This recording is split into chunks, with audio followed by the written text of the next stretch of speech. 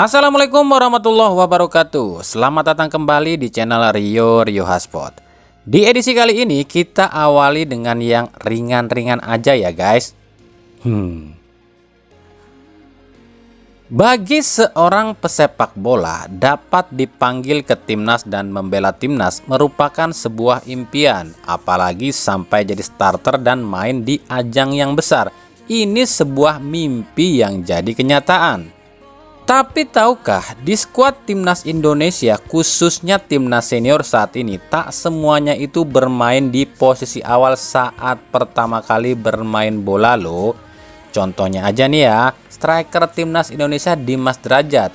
Dia ini di awal karirnya itu sebenarnya seorang kiper loh. Nah, kita akan cari tahu nih siapa aja sih pemain timnas senior saat ini yang transformasi bang, bukan transformer. Pada baik lah.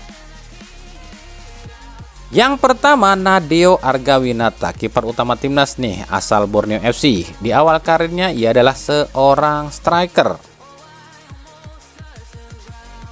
Yang kedua, Wahyu Prastio, bek PSIS Semarang. Di awal karirnya ia juga adalah seorang striker. Yang ketiga, Edo Febriansyah, bek kiri Persib Bandung. Di awal karirnya juga seorang striker. Yang keempat, Saint Patinama, bek kiri asal klub Viking FC. Di awal karirnya juga sebagai striker. Yang kelima, Elkan Bagot, bek tengah Ipswich Town. Di awal karirnya seorang bek kiri atau bek kanan. Yang keenam, Rahmat Irianto, gelandang Persib Bandung. Di awal karirnya, Irianto ini adalah seorang bek atau kiper. Yang ketujuh, Maklok, gelandang asal Persib Bandung. Di awal karirnya, ia adalah seorang striker murni. Yang kedelapan, Dendi Sulistiawan, striker Bayangkara FC. Di awal karirnya Dendi ini adalah seorang bek tengah. Yang kesembilan, Hoki Caraka, striker PSS Sleman. Di awal karirnya ia pun sebagai bek tengah. Yang kesepuluh, Dimas Derajat. Nah, kita tahulah Dimas ini di awal karirnya adalah seorang kiper. Yang ke-11, Rizky Ridho Ramadhani, bek asal Persija Jakarta. Di awal karirnya adalah seorang striker. Yang ke-12, Jordi Amat, bek tengah JDT. Di awal karirnya juga seorang striker. Yang ke-13, Marcelino Ferdinand, gelandang KMKZ Denze. Di awal karirnya juga sebagai striker. Dan yang ke-14 adalah Alfreanda Dewangga, bek tengah PSIS Semarang. Di awal karirnya juga seorang striker. Nah, itu tadi beberapa pemain timnas senior kita yang justru di awal karirnya sebagai pesepak bola berbeda dengan posisinya saat ini.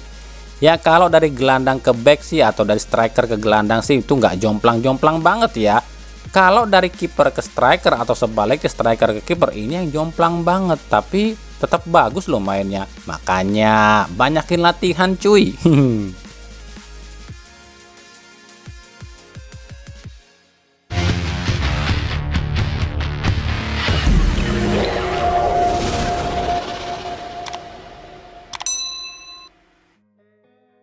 Di sisi lain, meskipun kemarin Sintayong ini dikritik karena katanya sih cuma peduli sama pemain itu aja. Tapi rupanya STY ini membuktikan jika dia ini pelatih yang peduli pada semua pemain timnas. Setelah sebelumnya STY ini mempromosikan Pratama Arhan ke tim Liga 1 Korea Selatan Suwon FC. Kini STY pun diketahui tengah menawarkan sejumlah pemain timnas lain ke Liga Korea. Ada Arhan Fikri, pemain Arema ini tengah ditawarkan oleh STY pada beberapa klub di Liga Korea. Ada dari Liga 2 dan Liga 1 Korea. Bukan cuma Arhan Fikri, tapi ada Rizky Ridho, Ramadan Sananta, dan Beckham Putra pun tengah dicarikan klub di Korea. Tapi menurut Sintayong, semua itu tergantung klub dan pemain itu sendiri. Meskipun ada klub asal Korea yang berminat, tapi jika klub pemilik dan pemain yang nggak mau main di Korea, ya STY nggak bisa memaksakan. Ini artinya apa? Artinya kan STY ini tuh benar-benar peduli dengan para pemain timnas Indonesia. Tapi ya itulah, orang kalau udah benar-benar benci dengan seseorang meskipun dia ini baik, tetap buruk dan akan selalu dianggap buruk oleh orang tersebut. Ya sama seperti STY, meskipun udah berjuang demi timnas dan para pemain timnas, tapi buat yang membenci STY ya tetap aja STY ini tuh jelek, ya kan? Itulah sifat manusia. Kita ke berita klub. Kita mulai dari Persib Bandung. Hari Sabtu nanti, tepatnya saat Persib menjamu PSS Sleman di pekan ke-17, itu kemungkinan adalah laga terakhir pemain pinjaman Persib, Levi Madinda. Levi akan pergi dari Persib. Hal ini terlihat di Instastory Levi yang seolah-olah mengucapkan perpisahan. Ya, keputusan manajemen Persib yang tak akan merombak skuad membuat posisi Levi pun berakhir sudah. Manajemen Persib nggak bisa melepas Tyron dengan alasan manajemen Persib nggak mau menggaji pemain cuma-cuma. Sementara tak ada klub yang mau menampung Tyron. Ya mungkin inilah makna atau arti dari kata-kata bos Persib kemarin yang bilang kalau nggak bisa dipinjamkan berarti tetap dibayar gaji. Yang artinya Persib nggak akan melepas Tyron dan terpaksa memulangkan Levi. Padahal menurut kami ya mending Levi lah, sebab udah adaptasi dengan para pemain Persib lain dan permainan Persib. Sementara Tyron harus adaptasi lagi. Inilah yang membuat Boyan Hodak pusing. Hodak masih ragu pada kemampuan Tyron, sementara Levi nggak bisa dipertahankan. Nah, inilah sisi buruk manajemen. Manajemen itu yang dipikirkan untung rugi, bukan semata prestasi. Jadi istilahnya rugilah kalau digaji tapi nggak dipakai. Apalagi kalau putusin kontrak dan harus bayar pemain tapi belum dipakai sama sekali. Rugi aing mah, kan gitu. Ya udah, daripada pusing-pusing milih antara Tyron dan Levi, mending lepas aja dua-duanya. Adil kan? Cari striker buat gantinya. Toh kalau soal playmaker udah bisa ditutupi itu sama Ezra Walian. Ezra juga makin bagus tuh main di posisi gelandang. Pinter atur bola, umpan-umpannya juga akurat loh. Ya, kita tunggu aja keputusan resminya ya.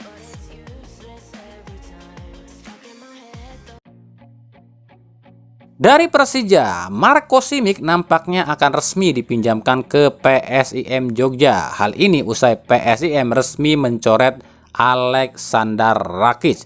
Rakic dinilai kurang kontribusi sebab belum bisa mencetak sebiji gol pun di Liga 2.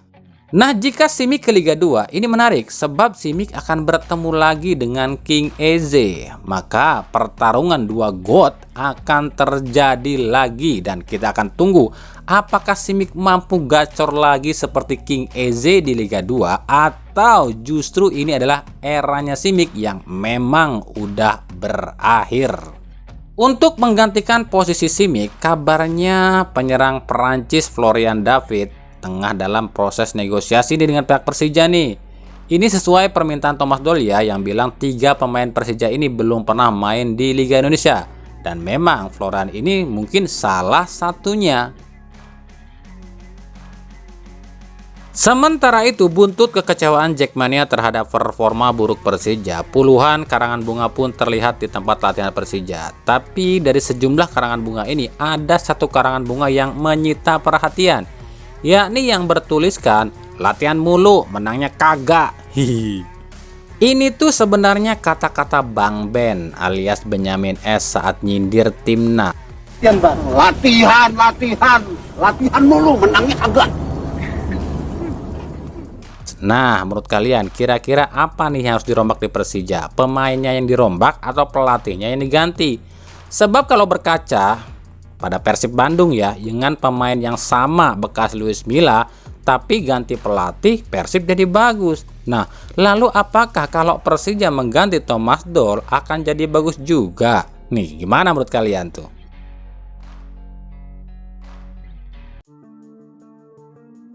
Dari Persebaya, oke, ini ada berita yang lagi rame ini di seputaran klub Persebaya. Kabar itu adalah katanya Persebaya ini sepakat tukar guling antara Ze Valente dengan Gustavo Tocantins dari Barito. Tocantins sendiri posisinya sulit, udah disetujui dilepas oleh manajemen Barito. Sementara Ze Valente sendiri masuk dalam daftar pemain yang akan dilepas Persebaya. Meskipun Ze ingin bertahan di Persebaya, tapi kabarnya Joseph Gombau kurang suka dengan gaya main Ze. Nah, ini unik nih, Gombau ini kan pelatih asing baru di Liga 1. Tapi kenapa kok yang dirumorkan ke Persebaya ini pemain-pemain lama semua? Ya emang sih ada nama Alex Allegria yang baru, tapi yang lainnya seperti Joshua Wilson dan Aaron William ini kan pemain lama. Kan akhirnya timbul pertanyaan, ini yang minta itu pelatih apa manajemen sih? Kan otomatis kalau Gombau mungkin nggak kenal dong dengan Wilson dan Aaron William. Tapi kalau emang bener Tocantins ini ditukar dengan Ze Valente, ini sih yang untung Barito Putra lah. Tocantins belum tentu bisa berkembang di Persebaya, tapi kalau Ze udah pasti bisa. Sebab Ze ini tipikal pemain bunglon, dimanapun dia main ya dia ngikutin alur. Aduh, mumet ndase. Dari Persis Solo, ya ini juga lagi rame nih soal candaan bos Persis Solo Kaisang Pangarep pada pelatih timnas Sintayong dalam acara podcastnya Kaisang. Kaisang ini nawarin STY buat melatih Persis Solo kalau udah bosen di timnas. Tapi keinginan Kaisang ini langsung ditolak oleh STY yang mengatakan dirinya masih ada kontrak di timnas dan tak pernah kepikiran buat melatih klub di Indonesia. Di sini ada dua hal yang bisa kita tangkap. Yang pertama, jadi sebenarnya ya para pembenci atau haters STY yang kebanyakan orang federasi, klub dan juga orang yang akunya pengamat tapi punya tujuan lain ini, tujuannya adalah jika STY ini keluar dari timnas maka para klub ini langsung ajukan tawaran pada STY, alias dalam kata lain ya, sebenarnya para klub ini tuh ngincer STY dan akui kehebatan STY, tapi STY-nya justru lebih suka latih timnas, makanya mereka berusaha menyingkirkan STY dari timnas dengan tujuan agar mereka rekrut.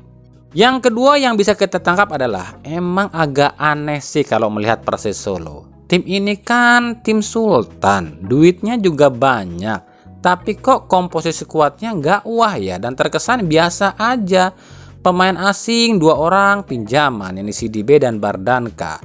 Sisanya muka lama seperti Jamie dan Isidoro serta Rodriguez. Yang baru mungkin ya cuma Ronnie Gonzalez. Harusnya dengan status tim elit ya minimal pelatih juga elit lah, pemain lokal juga elit lah. Tapi entahlah, emang agak lain nih anak presiden yang satu ini.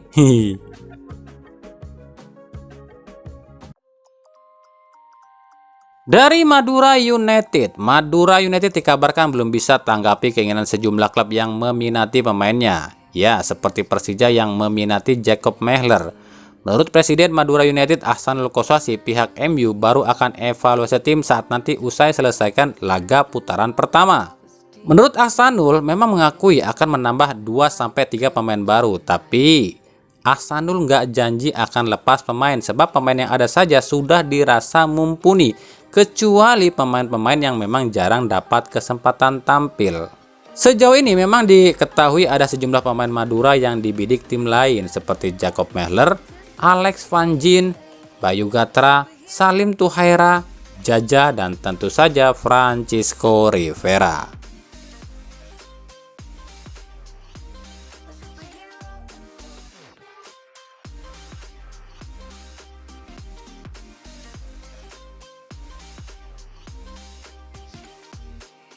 You called my soul when I was falling.